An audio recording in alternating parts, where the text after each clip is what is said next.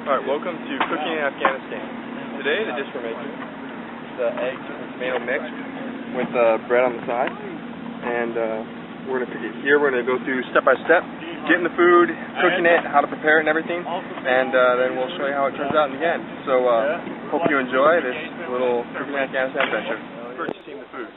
Alright, so at the front gate, we're about to go over and talk to the kids who are going to run the bazaar for us. Little tips here are you always want to make sure you know how much money it's going to cost ahead of time so you don't get ripped off. And then you're also going to want to have that money set aside because if they see that you have more, then sometimes they'll try and charge more, ask for more tips or anything. So let's go talk to the kids.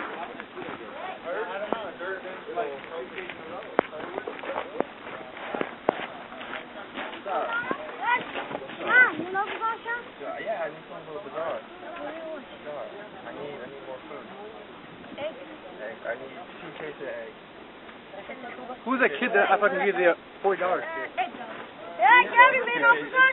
Alright, and then I need Who's the kid that I gave the money chicken? Where's Iman? Go get Iman. Alright, and then Mama, go get Iman. Yes, go get Iman. Go get Iman. 6 more pieces of bread. No, go get Iman or everybody goes home. Okay. No bazaar.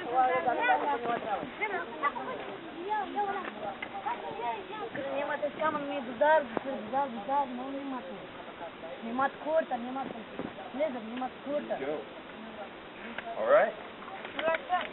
Count it. Yeah, 2 kilos chicken, 2 cases of eggs. Go get Iman. Alright, kids have the food. We're gonna get the food. What's up, buddy? Eggs. Eggs. That's chicken? Turkey? That's chicken, that's turkey? That's turkey, yeah, that's turkey. It's not my turkey, though. Alright.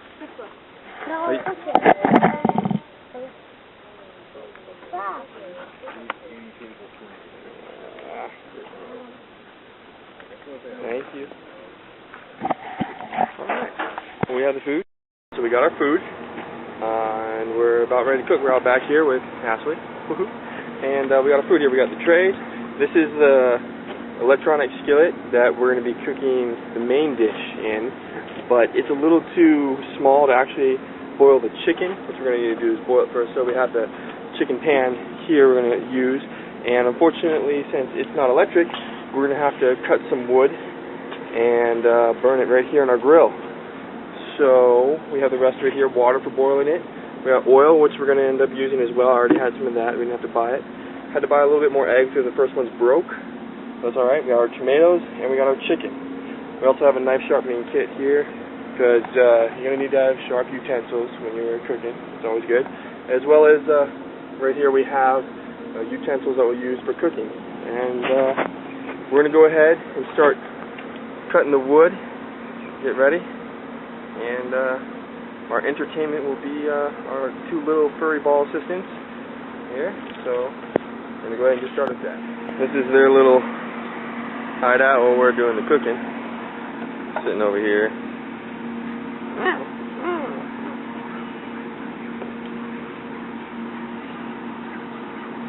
You gotta have entertainment.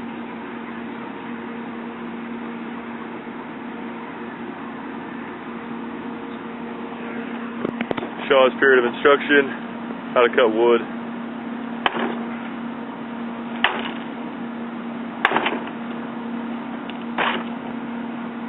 Looks like it's somewhat working.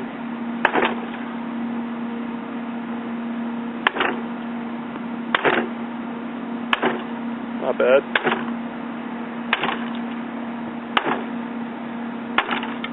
Wash our hands regularly. We're just going to keep our hand sanitizer out here. So we'll be continuously keep it clean, which is always good. Alright, right now we're filling up the water. Got to use bottled water because the local well water is not safe. Our experienced way of making the fire started is to use JP8. JP8 being pure diesel, pretty much. So it's going to be a big flame, but it'll get going, and go.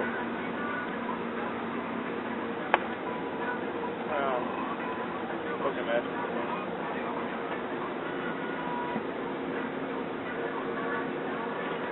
We'll probably have to put more JP on as we go, but the convenient thing about this is, as you can see from previous people, that there's eggshells back there and everything. This is not only a place to start the fires, but also a good place to put combustible trash.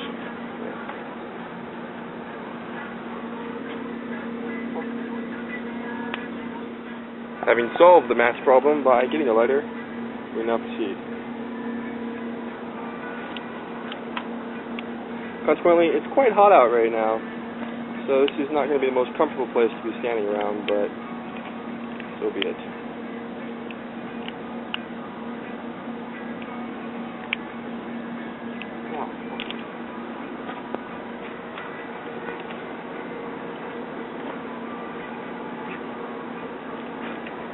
Hey kitty, this would be a good time to stay away. There we go. Alright, so now we're going to wait until the water starts boiling.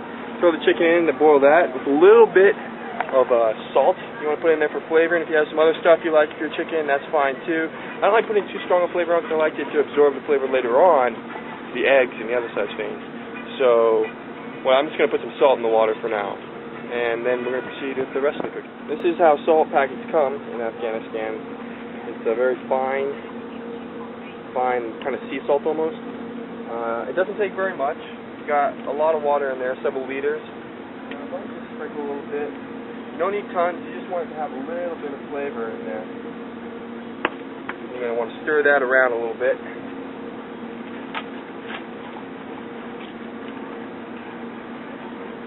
Get a good mix in. Alright, let's see now. Next we're cutting up the tomatoes.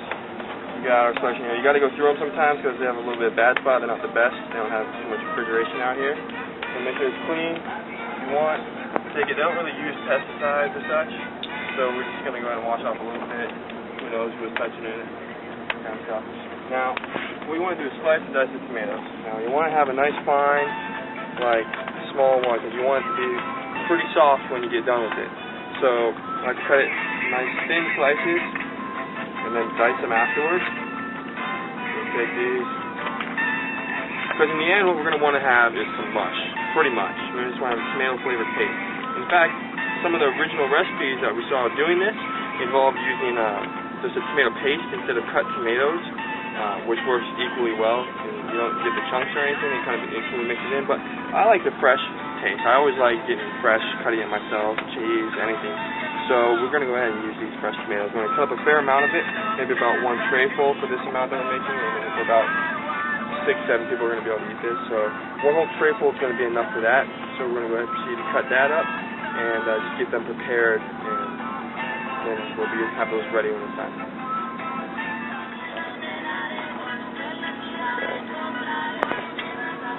Always important to have clean hands. What we're doing now is throwing the chicken in to boil, and that takes a little while, but the water's hot now, so what we're doing is we're just basically skinning the chicken. Here it comes with bones and everything, sometimes cracked, so you have to go through it, and Ashley here is just ripping that skin off and throwing it in the boiling cauldron. And we have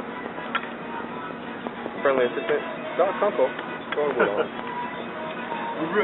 Alright, we got a nice tray full of tomatoes here. Should be enough for us. And the chicken is coming along nicely. And so we're just going to wait for the chicken to finish cooking. And when that's done, we can start with the rest of it, because we don't want to get going too soon and then have to just sit around and wait for the chicken. So we're going to wait for the chicken, and when that's done, we'll continue with the cooking.